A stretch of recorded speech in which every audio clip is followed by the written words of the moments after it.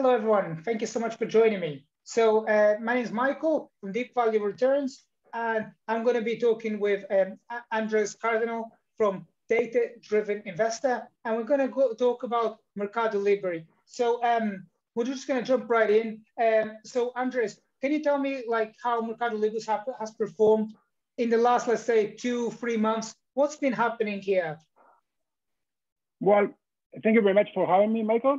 And I think that first and foremost, what has been going on is that growth stocks in general have been selling off very sharply because you really can't look at MercadoLibre without looking at the broad context. So there has been a massive sell-off especially in small caps and in mid caps growth stocks.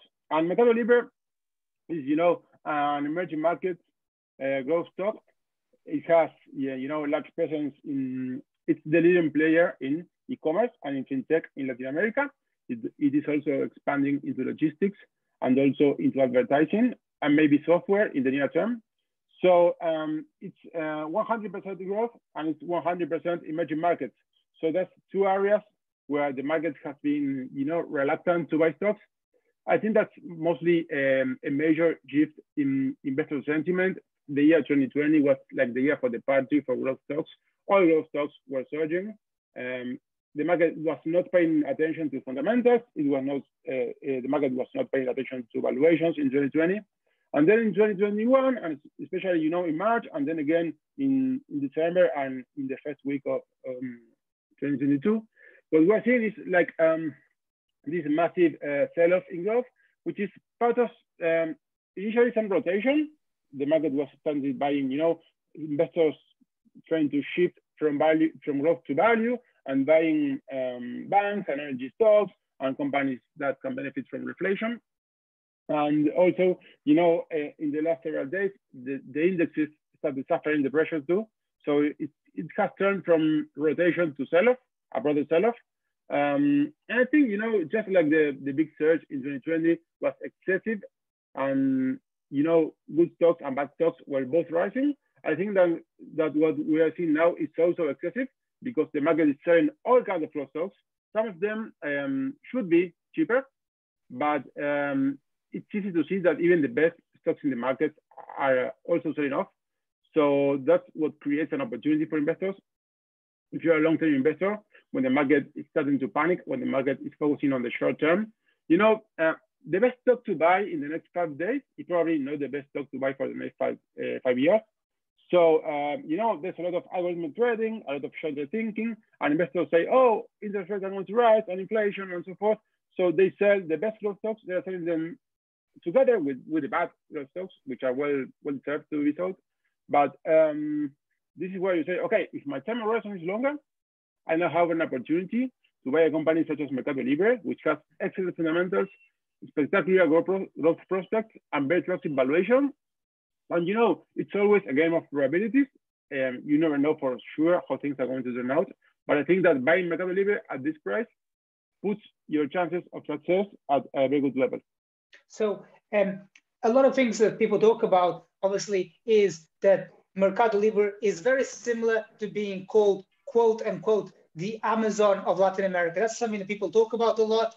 There are some elements that are true, obviously, because it talks about the commerce side of the business, but there are also some aspects that are quite different in terms of MercadoLibre. So can you just so a lot of people talk about commerce offering businesses optionality. So can you talk about what MercadoLibre does in terms of, let's say, some of the businesses that it has underneath, aside from just commerce? Yes, well, actually, MercadoLibre was a few years ago, it was called the eBay of Latin America because the company actually had a partnership with MercadoLibre, with eBay. eBay was an investor in MercadoLibre a few years ago. And it was originally third-party matching buyers and sellers. So the business model was more similar to that of eBay. Then they started, they have some first-party sell, but it's not very large. The most important change in recent years in the e-commerce side is logistics. The company is building a massive, huge logistic platform, which sets it apart from the competition because, when you think about a company such as MercadoLibre, you say, okay, massive opportunity, the business model should be structurally very profitable because you're matching buyers and sellers, you make a commission on the transaction, so it's very profitable. And the company, in fact, used to have huge profit margins. How do you secure your competitive position in this industry? And I think that the strongest way to secure the competitive position is by building the logistics. So you can use the company now can do delivery in less than 2 days across all major cities in Latin America. So that sets it apart from the competition, and it's even growing because now MercadoLibre is not only offering its logistics to buyers and sellers on the platform, but also outside the platform, which is a very smart move because in logistics, scale is everything. So you have to be the biggest one to have lower costs and to be the most efficient one. So you're plugging a lot of capital into the business, and you need to have the largest revenue base possible. So that's a very smart move because now you have, having your own logistics is a move similar to Amazon. So it's third parties like eBay used to be at the beginning. Well, now Amazon has more third parties, but Amazon was originally more focused on first parties. And now it has logistics, which is very similar to Amazon. And it has built, the payment business in Mercado Pago, which is a full integrated fintech platform, which is, very similar to what PayPal did to eBay in the beginning. It was originally a payment method inside the platform. Now it's growing full scale. It makes actually more money outside of the platform than inside. It's kind of integration, a mix of PayPal and Square, I would say, because you can find Mercado Pago in those small merchants in Latin America, which is very important because small merchants in Latin America, sometimes they don't have access to banking platforms, and they don't have all the payment methods to do things, in the traditional banking system. So with Mercado Pago, I have seen in the streets people selling socks on the street, and they have their phone, and they take Mercado Pago, So it's really wonderful because it's truly democratizing access to financial services. So one of the things that you mentioned, which I see straight away, so the logistics side of the business, as you mentioned, is very capital intensive, okay? So if I look at, let's say, JD.com in China, or if I look at, let's say, look back the clock at Amazon, those businesses have very low margins because it's very capital intensive. However, in the case of MercadoLibre right now, the business is already profitable. You have Q3 results that came out back in November, and you can see that their EBIT margins are approximately 10%. So you can see that they're clearly moving already in a profitable way, very much substantially. So what do you think is possible over the next 3 years or say? Do you think that the margins will stay like that? Do you think the margins will slightly expand? How do you see that in the next 3 years? No, I think that margins are going to expand because if you travel back in time, if you look at the company's margins in 2016, for example, before they started investing more aggressively, it was having a gross margin about 70% and operating margin, EBITDA margins 25, 30%. So it was highly profitable. Then you have a phase of aggressively investing, building the fintech platform, and also investing in logistics. And there's also a lot of commercial investing, which is kind of marketing investing. Like you get free shipping, you get discounts, and that's you put that in the income statement, and you don't see it in marketing expenses, but it's really marketing. Mm-hmm. So those expenses are going to continue growing in absolute dollars, but they're going to be declining as a percentage of revenue. So I expect margins, they probably will not go back to the same levels as in 2016, but they're going to continue expanding. I think it's very reasonable to say that MercadoLibre is going to have consistent and not very rapid, but consistent increases in margins over the next 3, 5, and perhaps even 10 years. Okay, yeah, I think that, I clearly can see that argument already taking place right now. How, it's quite difficult, but how would you kind of look at valuing something like this? How do you see that it's potentially, a good opportunity for new investors to the stock? Well, I think if you look at the valuation, MercadoLibre, for example, let's look at price to gross profit or price to revenue. In the past 3 years, it has been, for example, I have my numbers here. you look at price to sales, for example, and the mean is almost 17, the high is 30, and the low is 8.5. It's now trading at the price to sales ratio of 8.5. You want to look at enterprise value to gross profit, for example. The mean is 31, the high is 67, and the low is right now at 18. I'm talking about the past 3 years, no? So we're talking before COVID, during COVID, and right now. And if you do some projections, I was playing with some numbers, you know, so some basic back of the envelope valuations. You say, okay, you can expect revenue to be in 5 years from now in the range of 27 to 33 billion, which is, you know, kind of projecting analyst estimates and making some adjustments to get a bit more conservative or a bit more aggressive. And you can say price to sales ratio should be in the range of 10 times revenue to 7 times revenue. Remember, the stock has never traded at 7 times revenue, but you know you have to account for some valuation compression because the company is going to be larger. And you know, I think that there's a chance that as the company grows, margins will expand. So I'm not sure that valuation is going to decline so much, but you have to consider this possibility.